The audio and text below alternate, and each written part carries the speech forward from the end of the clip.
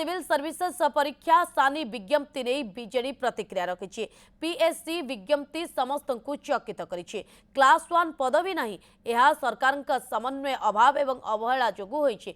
24 वर्ष नवीन पट्टनायक सरकार यही सब पदवी बाहरुथिला। 2025-26 बीजेपी सरकार यह बाहरिला नहीं, जहाँ प्रमाणित होउछि जे प्रशासन मेरुदंड भांगिबाको सरकार चाहुछंती। सरकार पिलांक भविष्यत सह न खेलंतु नहले विराट आंदोलन हेबो बोली युवा बीजेडी सभापति चिन्मय साहू कहछंती।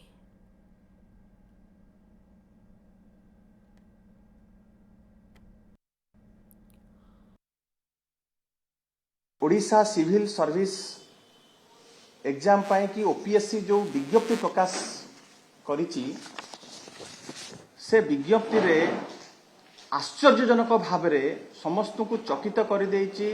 विशेष करिकी जो छात्र छात्री माने ये परीक्षा पाई कि बहुत परिश्रम करुचंती, जो सर्वोच्च पदवी रही वैकेंसी रहिबा कथा ओएस, ओआरएस एवं ओएफएस, ये तीनिटी बड़ क्लास 1 पदवीर वैकेंसी नील किछि बाहरी नाही एवं यह सरकार समन्वय अभाव जोगु ये भली विज्ञप्ति प्रकाश पाई।